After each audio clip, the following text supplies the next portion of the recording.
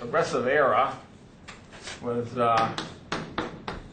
approximately 1900 to 1918. Austrian economics, said Forbes magazine, is getting more and more attention in a world grown weary of socialism and other government failures. And Marianne Rothbard, added Forbes, is the happy warrior of the Austrian school. The greatest living champion of economic freedom, he's written 17 books and literally thousands of articles. Professor Rothbard is academic vice president of the Ludwig von Mises Institute, and he teaches at the University of Nevada, Las Vegas. Dr. Rothbard, who National Review says makes the dismal science sing, speaks here at the Mises Institute's summer school on the future of Austrian economics. In order to, well, since the first Mises University was last summer about this time, and since that event, we've gone through cataclysmic changes in the world, and what we've seen, I think, in this last part of last year and continuing this year is the most exciting event of the 20th century, certainly in my lifetime, I think, in the 20th century, namely the total revolutionary collapse of socialism-communism. And it was just fantastic, and that's part of the case for optimism about the future. Excuse me, is the fact that something happened which nobody had predicted would happen in any sort, at least at that time, in that sort of way, is that we had a totalitarian monolith. One friend of mine claimed about 2-3 years ago that communism has succeeded in brainwashing all the people, all their subjects, so they created a new socialist man, the man that they were trying to achieve, and therefore everything was hopeless.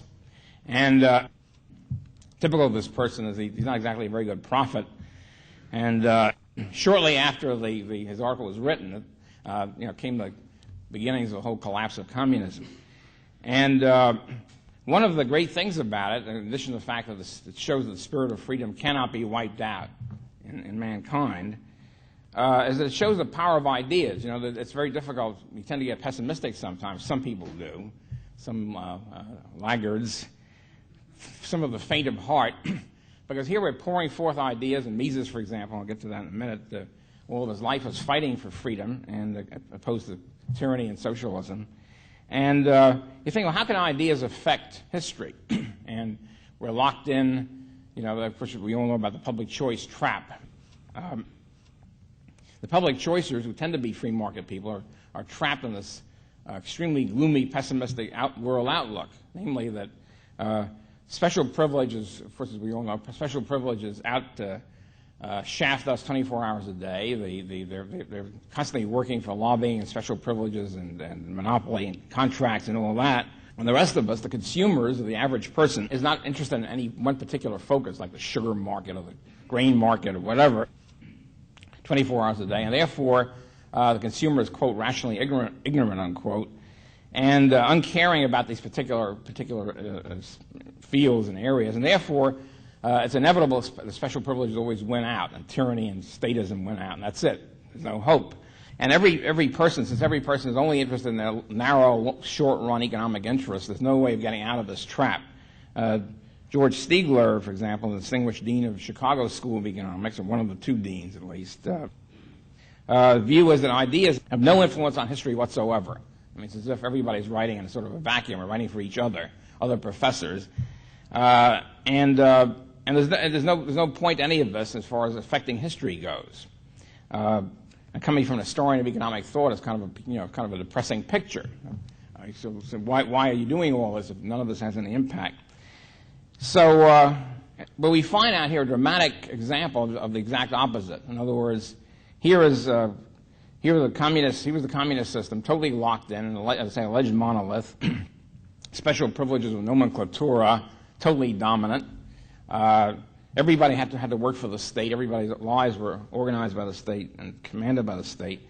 And therefore, there seemed to be no hope. And so obviously something, and here's a situation for people like Ludwig von Mises, for example, Etienne Laboetie, David Hume, and Ludwig von Mises, always kept insisting that in the long run, ideas are the things that count. It's not short-run economic interests. It's the ideas held by the public that determine historical events. That no no government has as much, however much force they command, however much instruments of terror they use on the population, no government can last any length of time unless the public supports it. The majority of the public endorse it one way or the other for whatever reason. And this seemed to be outmoded in the days of totalitarianism, the days when the government has all these dread instruments of torture and high technology at their command. How can the average person resist this? And you know, we've all read Orwell's 1984. Of course, it's a very gloomy picture. Everything is shot. Everything is finished. The totalitarian elite will win out. And then at the beginning of all this process, Ludwig von Mises in 1920 wrote his famous article, An Economic Calculation of Socialist Commonwealth, at the beginning of this whole monstrous collectivist process of the 20th century, and he said it's not going to work. In other words, in addition to the moral ideas, the moral failures of socialism and all the other, and the political philosophic failures and sociological failures, this ain't going to work. Socialism is impossible, as he put it, and cannot plan a modern industrial system. It's going to fall apart. Can't calculate.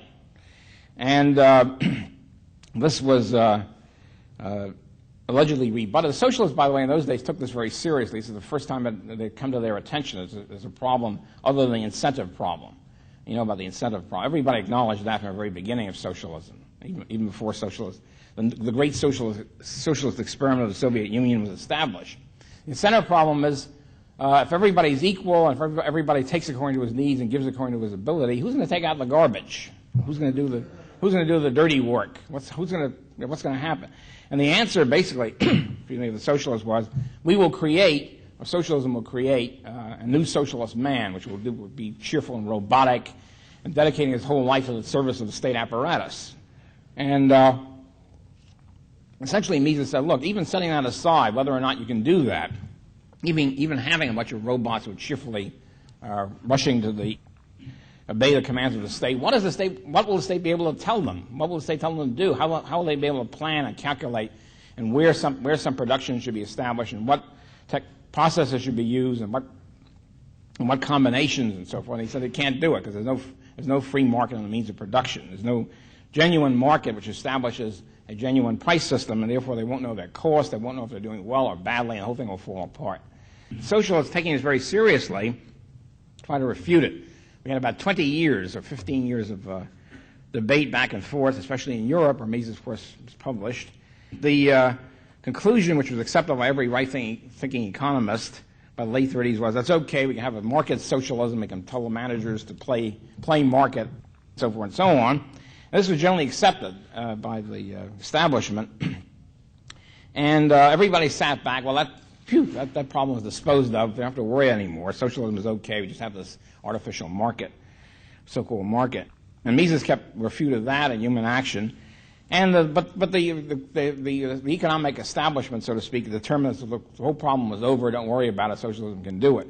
Well, here we are. And at the end, one of his last articles in his life, Oscar Lange, a monstrous little article called "The Computer on the Market," really refuted his whole approach. He had said in his economic theory of socialism, we don't have to worry, socialism doesn't have to worry about calculation. We just have a phony market, we have trial and error, and we can do it very easily. And then in 1963, or 65, I guess, just before he died, he said, we don't have to worry. Now, if I was writing my answer to Mises and Hayek today, I'd simply say, look, we have the computer, a great new institution, great new mechanism, which will plan everything in 2 seconds. In fact, it's better than the market. I don't have to worry about it.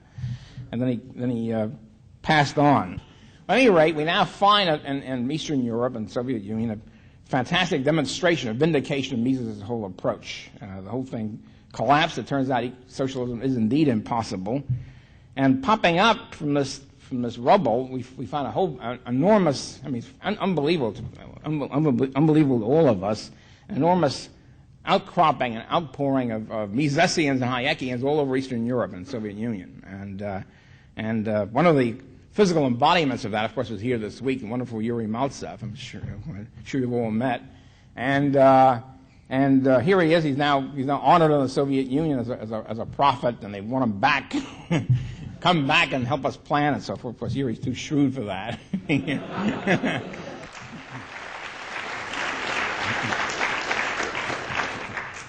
To me, one of the most moving, and this is, by the way, an example of how the Mises Institute works, and one of the most moving examples of both the Mises Institute and this unbelievable desocialization occurred this spring, April or May, when Mises Institute put on a desocialization conference in Washington, and it was like a People's International.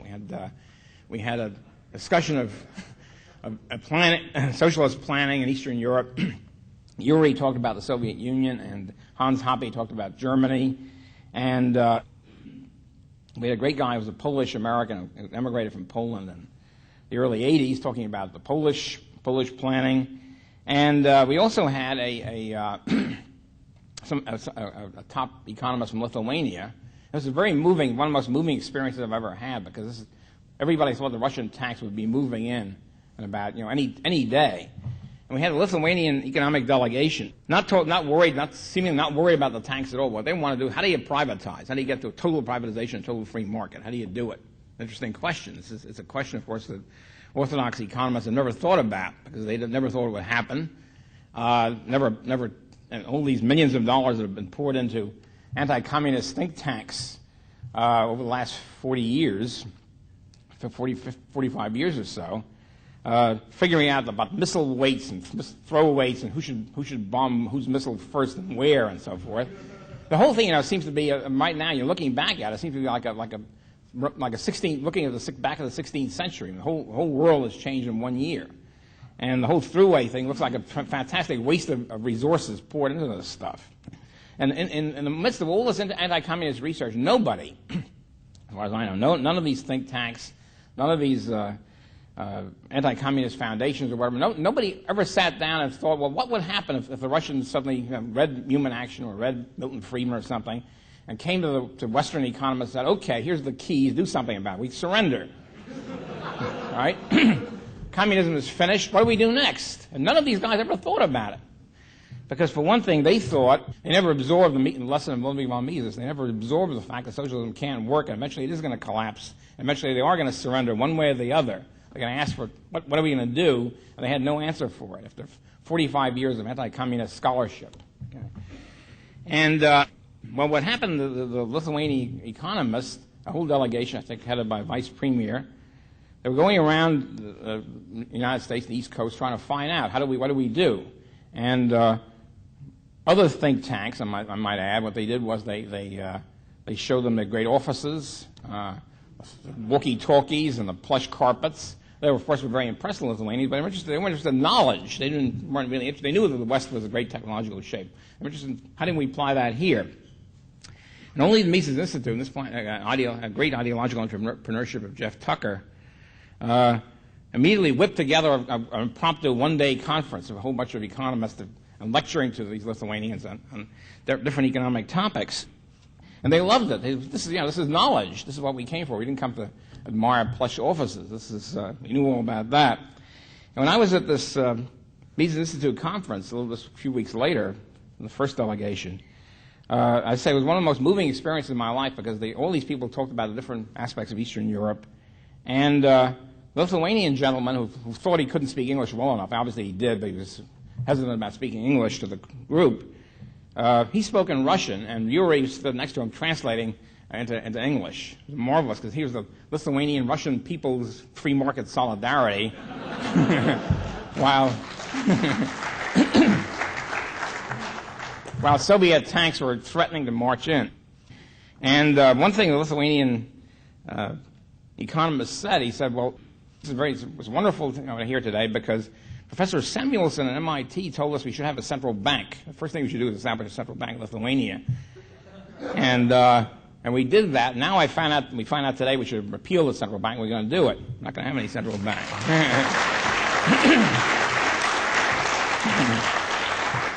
So here's a beautiful example of the influence of ideas on history. And he said that.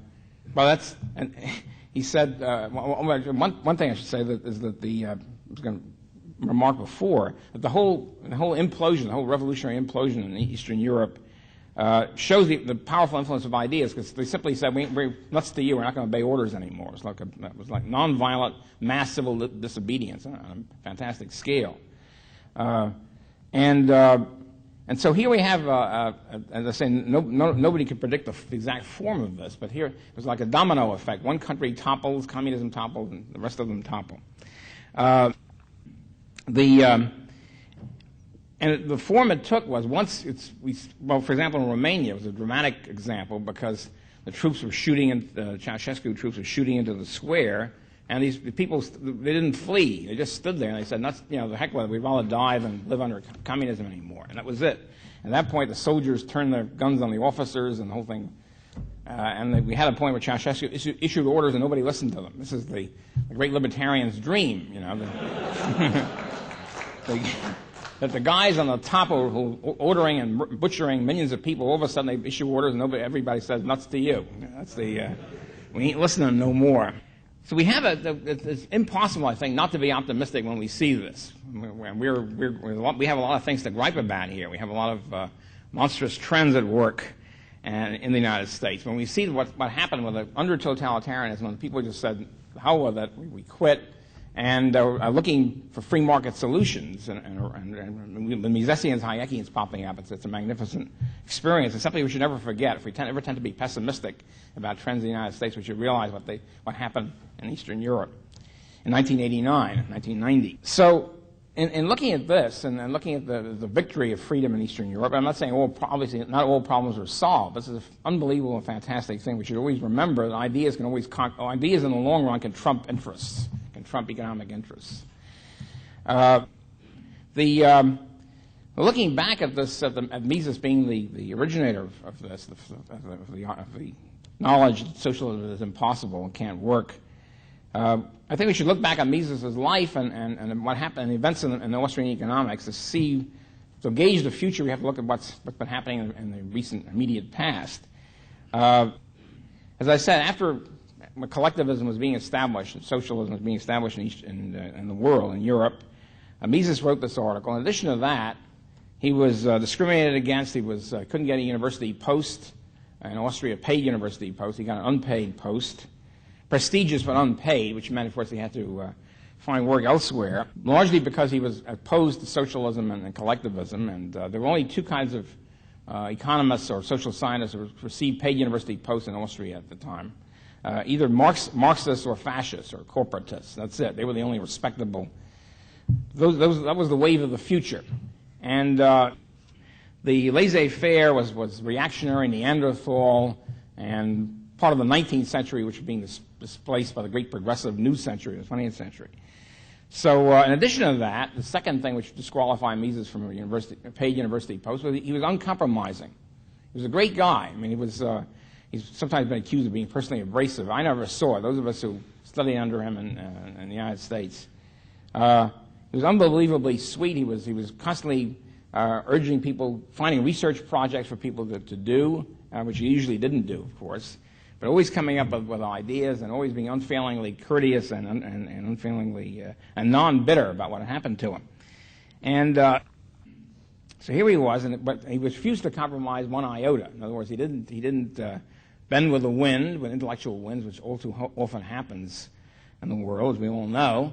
He didn't say, well, let's try to work within the system and say statism is okay, but you should have a little bit of tinkering here and there, like a little currency reform or a little wage reform or something like that. He was absolutely uncompromising and kept developing his ideas and his great works.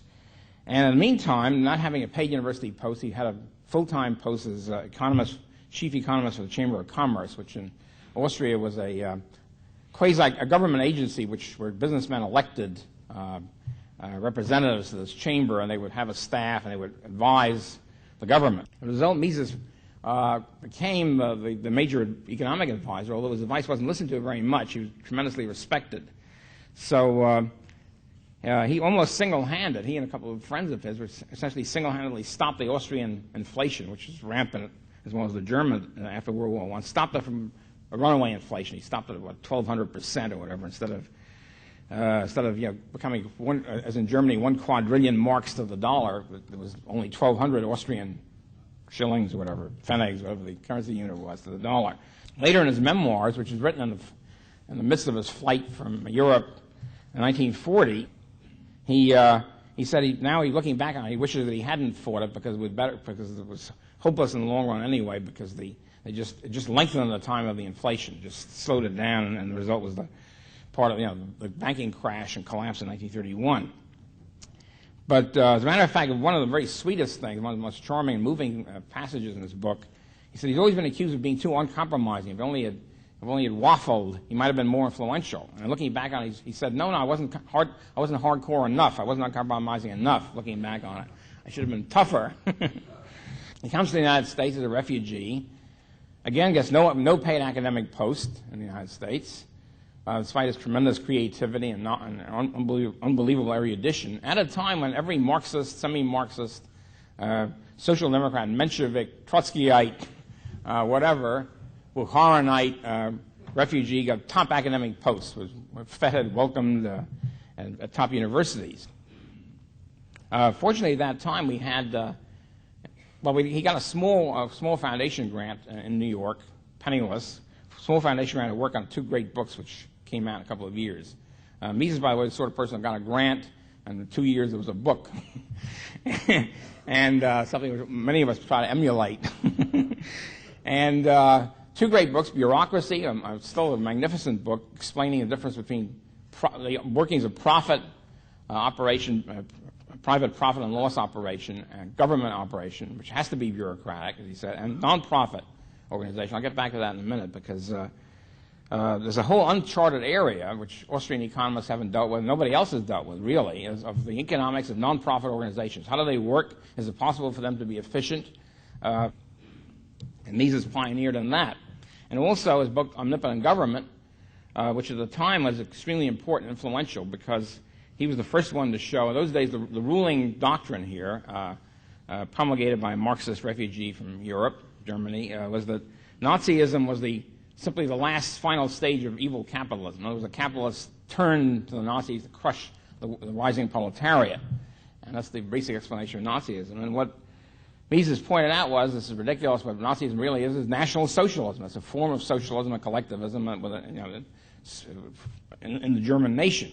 After that, he was really adrift, and what happened was there was a small group of, there was a foundation, a small group of conservative and libertarian businessmen who banded together, and actually the William Volcker Fund, which is the head of this.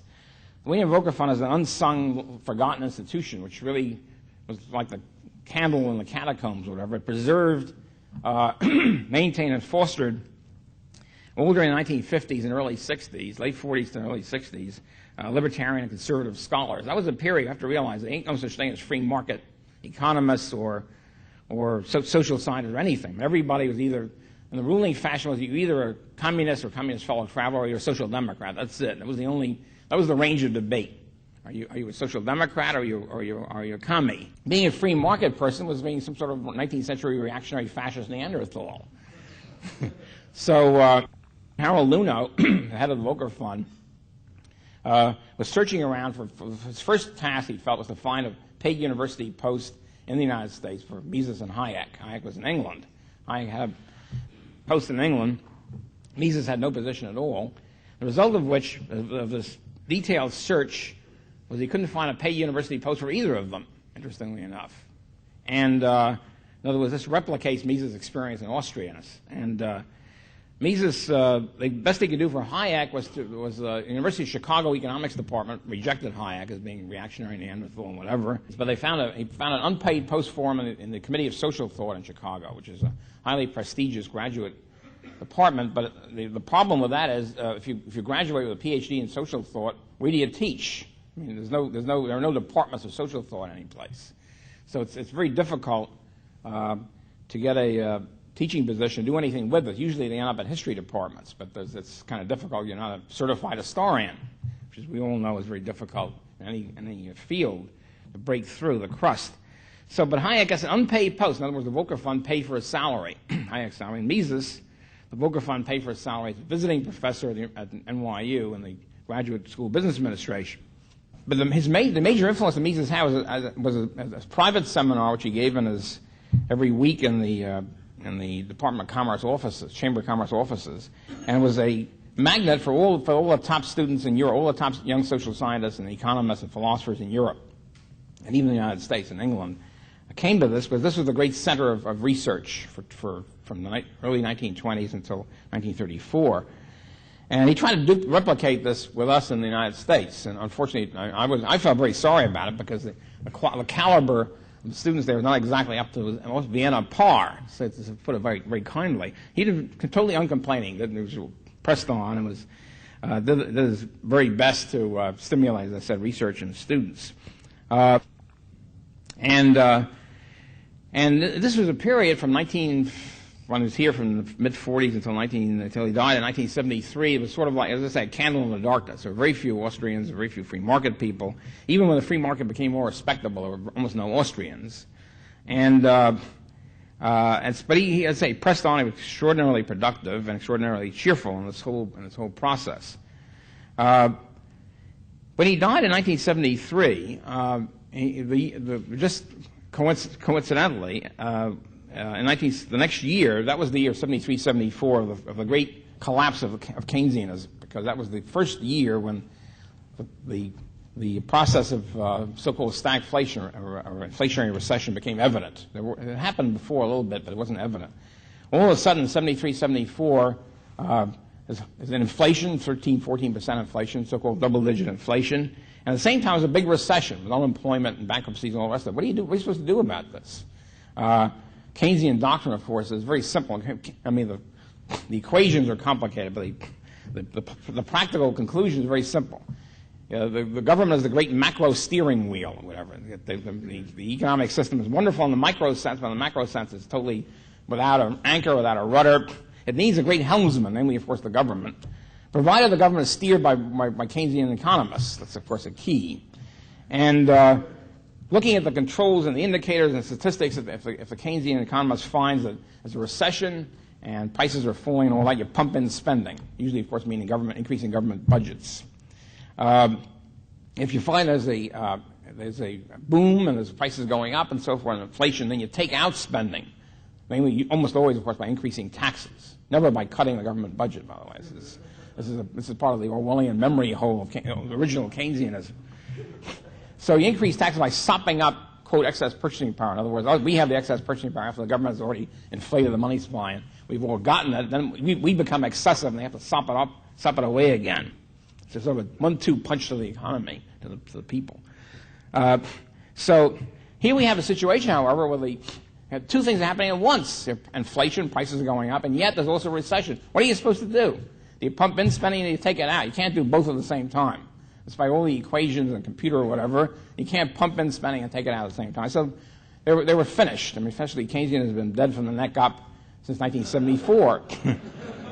It doesn't mean they quit. Nobody ever quits. It's one of Rothbard's laws of sociological laws. I have a whole bunch of them which have evolved over the years. And one of them is nobody quits.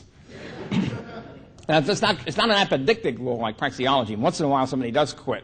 But it's a tremendously good empirical generalization with high predictive value. Okay, so it's coherent and it has great predictive value. At any rate, so they hang in there. They try the best they can. They pump in a little bit of spending, take out a little bit of spending, hope that something works. In this situation, in this real collapse of Keynesian, I mean, Keynesian theory had a lot of weaknesses before. Ever since Modigliani's first equations, it became evident that it assumes that wage rates are fixed downward, which nobody really realized before. But a practical political collapse is much more important, unfortunately, in real life than theoretical collapse. So with this political collapse, Keynesianism, I say, was really bankrupt. And this begins to dissolve the ruling hegemonic paradigm, and people looking around for other answers. Next year, Hayek gets the Nobel Prize. And one of the interesting, in tandem, of course, with left-wing socialist Gunnar Myrdal. It's not to make it too terrible and reactionary. And the interesting thing, this is a big shockaroo to the economics profession. And one thing I want to stress here, I don't want to disillusion any young students here, but economists are almost all of them obsessed with the Nobel Prize. I mean, there's betting pools in the early fall. Who's going to get it this year? And there's all sorts of stuff going on. Everybody's very interested in the Nobel Prize and who's getting it. Before Hayek, as I remember, all the recipients, almost without exception, were mathematical Keynesian econometric types. And all of a sudden, Hayek gets it. Who the hell is Hayek? Nobody had ever heard of him. See, one of the things about the economics profession, they're not exactly steeped in their own history. I mean, if something's written 10 years ago, nobody knows about it because it's part of the model of physics. If economics is a hard science like physics, which all these people hope and think it is, then physicists don't read 1930s physics unless they're antiquarians or interested in what Einstein did or something. Basically, you read the latest journal articles, the latest textbooks, and that's it. You don't worry about what some bozo thought 20 years ago.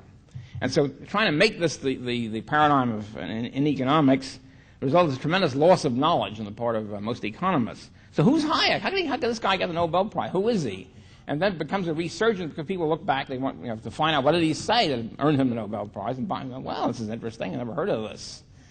So with this research, unfortunately, some of us conspiracy theorists, this is, of course, a totally unproved hypothesis. It's been cherished by many. I don't necessarily hold it, but some of my friends do, is that the point is that Hayek got his Nobel Prize not for this later stuff, not for evolution and the rule of law and that sort of thing. He got it for his Misesian business cycle theory, which he had expounded and elaborated in late 1920s and early 1930s. That's what he got it for explicitly. So the conspiracy hypothesis is that they waited for Mises to die before they gave Hayek the Nobel Prize, because Mises died in 1973, Hayek gets it in 1974, and they would never give a Nobel Prize to a monster like Mises, so they waited till Mises to die to give it to Hayek, who's much more of a compromiser. If you read his Constitution of Liberty, for example, there's pro-planning stuff, pro-status stuff all over it. So at that point, this sort of sparked a regeneration, a revival of Austrian economics. It might not be a total causal connection, but certainly is an impressive coincidence that the first Austrian seminar since Old Austria occurred, a week-long conference occurred in Royalton, Vermont in summer of 1974. All the younger and whatever Austrians there were gathered together. It was a wonderful thing because we all met each other for the first time, mostly. What, you're an Austrian? Well, fantastic. This is like saying the catacombs. And Austrianism flourished, of course, it was a shame that Mises didn't live to see this, and after fighting all his life for these ideas. And then we had annual conferences for several years after that. It was a big flourishing movement, and Austrianism was becoming known and widely interested. People were widely interested in England and the United States. And then something happens. The light suddenly goes out. See, the history of thought and history in general is not an onward and upward into the light. It's a series of glitches. It's sort of like I wouldn't say a business cycle, but ups and downs, a zigzag effect. So suddenly there was a big zag after this impressive zig of the late 70s. Something happened, and the younger Austrians at the time started saying, well, the trouble with Mises is he's too dogmatic, too uncompromising, too extreme.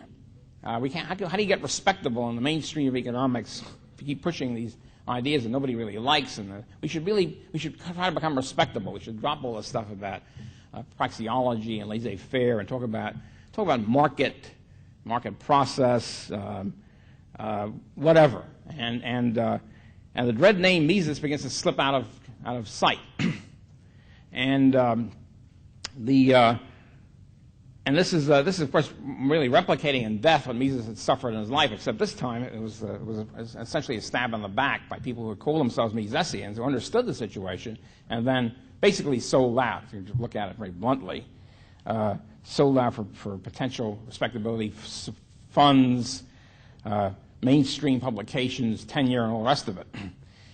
Well, in this rather dire situation, and it's not an accident, by the way, that the funding sources, almost a single funding source for this whole revived Austrian movement in the late 70s, which was flourishing very nicely, was one person, one billionaire. And the billionaire had a paradigm shift in his head, and all the other acolytes, so to speak, or fundees of the billionaire suddenly and coincidentally shifted with it.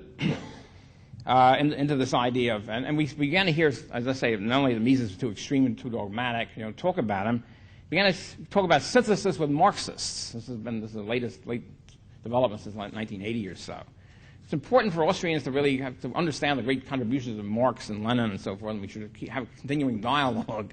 I'm sure Yuri would appreciate this. And flight from the Soviet Union to come to the United States or Austrians and find out, hey, we should have a synthesis with Marxists, right? Let's join in. Or a synthesis with nihilism. And there's no truth. How do we know anything is true? And all sort of fashionable philosophic guff. Marxo-Freudian nihilist guff from the continent. And this was becoming the ruling paradigm because the billionaire funder was in favor of it, basically. I mean, I don't want to have a simplistic monocausal analysis here, but that's the way it looks to me. In this situation, in this rather pretty grim and depressing situation where Austrianism has really collapsed, because Austrianism, as I said in the last week, is really Misesianism. In this situation, one person decided to do something about it. And this person is Lew Rockwell, who's responsible for everything we have today.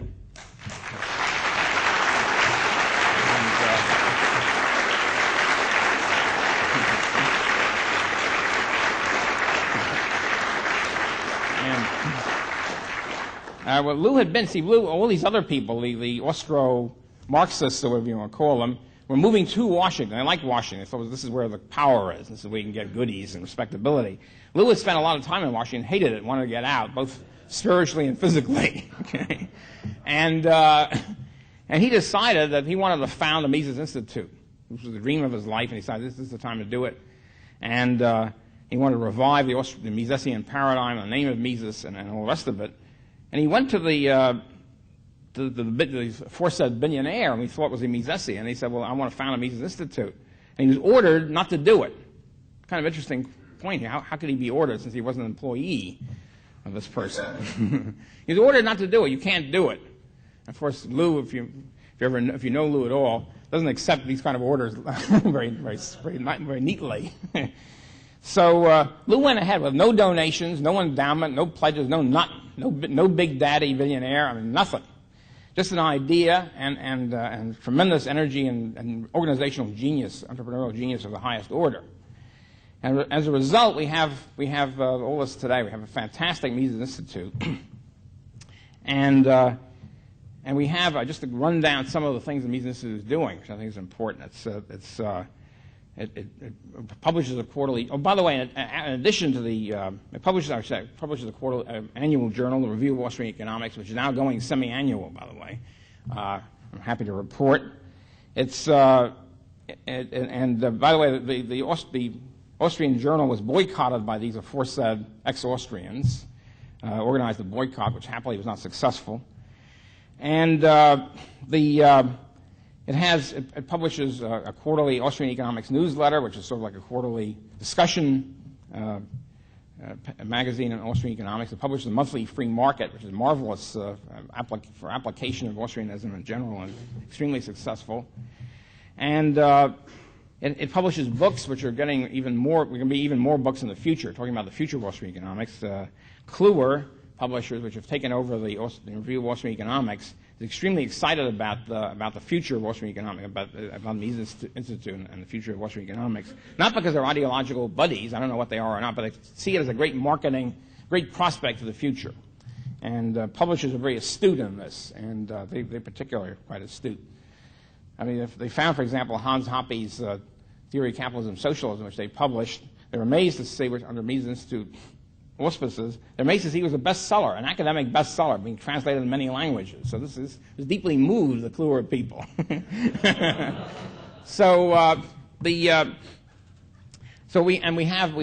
going to have 3 books a year, I think, which Kluwer wants to publish, Misesian type books, Mises Institute books.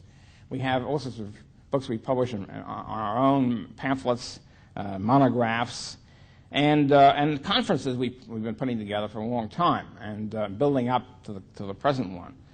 Also special conferences like the Desocialization Conference I mentioned last year, conferences on Keynes, on Marx, on the Federal Reserve System, and all these conferences are going into books. In other words, we believe, in contrast to many other institutions, there's another institution which I won't mention, which believes that every conference is an end in itself. You've got a conference, and everybody should go home, and nothing should be published out of it. It's sort of, and we believe quite the opposite, every conference should build on previous conferences. You have a conference, everybody loves it, they go home, and they publish books out of it. It keeps the whole movement going, the ideas going. And in addition to that, we have these annual conferences, summer conferences. And the interesting thing about that is that there's a certain orthodox mold. Things tend to fall in traditional customary molds. The customary molds which started, I think, in 1977, is you have a summer conference for 1 week. Okay, you get 4 professors or something like that, around 4, and each professor teaches to the whole plenary group, and each one teaches three times or 4 times or whatever. Well, this seemed to work pretty well, so everybody sort of fell into this mold. Okay? And what Lou Rothbard realized a couple of years ago, this is limited. Okay? In other words, you only have 4 professors, you only have a certain amount of students, everybody gets the same thing. Why not have a university concept? Why not have it so you can have a lot more professors? And we had a lot more. The thing is, more professors are coming into the movement, so you have a lot more people growing up into it. First, starting as students and then ending up as professors, like Mark Thornton. So, why should we have these people also give and be here and also give their own particular expertise? In other words, have courses like a real university, okay? And then we always had a problem in the old days in Austrian courses in the summer. Somebody would teach Austrian economics, and the level was always bad. In other words, there'd be all sorts of people there from high school students, the businessmen, the graduate students, the young professors, and everybody was always griping about the level because some people thought it was too tough, other people thought it was too easy. How do you get the level? It was okay when they were teaching political philosophy or history because everybody was more or less the same level. What do you do about economics? And so Lou got the idea, you separate it. You have elementary courses, you have intermediate courses and advanced courses, and you tailor each course to the needs of a particular student. And we wound up with the Mises University concept, which is a blockbuster. It's an unbelievable example of creative ideological entrepreneurship and innovation in this field. It's a field which is not really recognized as a field, but should be. So we had, and last year was a fantastic success, and everybody loved it. And this year even more so. Each year is better than the preceding one. In this case, the Whig theory of history seems to work. The only thing I don't like about it, in a sense, is that it's like a real university. You don't see them. You want to talk to people. You want to talk to my friends or whatever. Oh, sorry, I have to go off to the next class. But that's the inevitable as the university takes over, so to speak. So, and we have more faculty, more students, and different segregation, so to speak, by quality and depth of courses. As a result, people can come back year after year because they can take more advanced courses or different specialties and whatever. In addition to that, we have by the way, I should say that there's an unexplored field, I think I mentioned with Mises bureaucracy, unexplored field of economics and nonprofit organizations. It's almost not been worked on. People are interested in what can they work on in Austrian economics. Here's an area. How do you calculate? It's easy to see how you calculate a profit-making institution, profit and loss. How do you calculate efficiency? How do you make sure that you don't have a bloated organization? It's very difficult. And unfortunately, many ideological organizations, whether libertarian or other, tend to become bureaucratic. They tend to be overweighted with dead wood, overstaffed, underproduced, underproductive. The quality tends to go down. The emphasis tends to be on show rather than content. And what Lou has done as part of his entrepreneurial magnificence, I think, what he's done is to have an organization here which has the highest marginal productivity of any organization in the country, bar none, a nonprofit organization in the country. In other words, fantastic output. Every person here is a very tight ship. I mean, the staff is about, 1/3 of any comparable organization. Each person is dedicated, extremely competent, and works very hard. And as you probably all know this week. So, and the result of this is the growth of the Mises Institute, both in content and quality and in quantity and in influence. Essentially, we've beaten the Austro-nihilists and the Austro-Marxists. I mean, they're out of the picture. They've had it, and doing it against tremendous odds, in a sense, against the odds of a billionaire opposition. In a sense, it's very much like Mises conquering in the long run over the odds that he faced. One interesting thing about Mises' strategy and general strategy and outlook. We wanted to form a graduate school in economics. I forget now, it was the 1950s or 60s, somewhere around the dark ages. And Mises was going to be the president of this graduate school. It was going to be called the American School of Economics. And he insisted, us younger people were on the board of trustees because they wanted young blood. I mean, you know, it was a long time ago when I was young blood, right? So, and Mises kept saying, well, don't forget, as you're doing this high theory and scholarship, don't forget to have continuing lectures to businessmen and the general public. At the time, I didn't really understand that. Why does he keep making this point? But I understand it very well now, especially since Joe Salerno has pioneered and looking back over the Mises-Hayek differences between Mises and Hayek on the economics of socialism, and also on the rational versus the irrational view of exchange and specialization. The point that Mises was really making was that since he believed that people do change history, that ideas do change history, that people are conscious actors, and their decisions really determine events, it's very important for everyone, not just scholars, not just philosophers and economists. It's important for everyone, all the general public, businessmen and the public, to understand the importance of the free market, to understand that crippling the free market is death, I mean, literal sense. It leads directly to the terrible situation in Eastern Europe from which they finally getting rid of. So that it's very important not just to get the high-flown journal articles, it's also and equally important to spread the basic truths of free market and laissez-faire and the evils of collectivism and interventionism, to spread that to the general public and the business.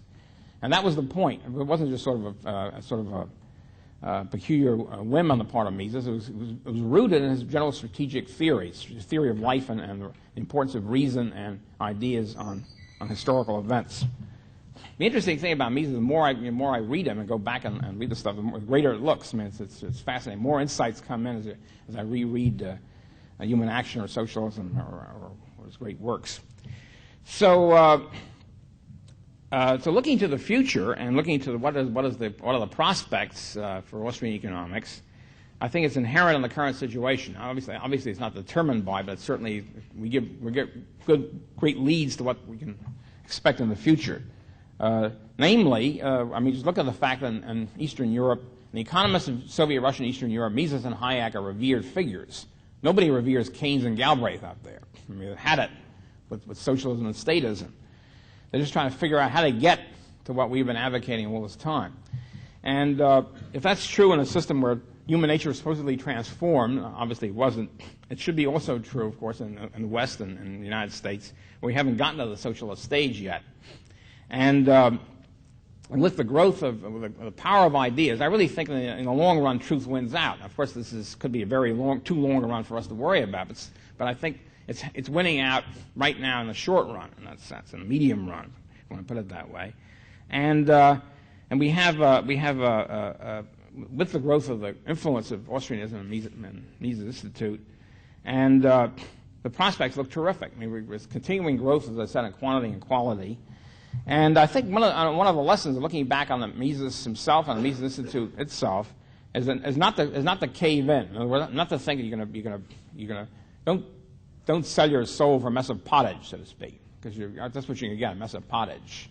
If that, what happens is that in the long run, which is not very long, these compromises and caving in simply don't work. They don't work pragmatically. In addition to the moral aspect of it, they just simply don't work. They're repudiated, and whereas if you follow what you believe, not only is it a very joyful thing to do it, you also win out, which I think we're going to win. Venceremos. Thank you.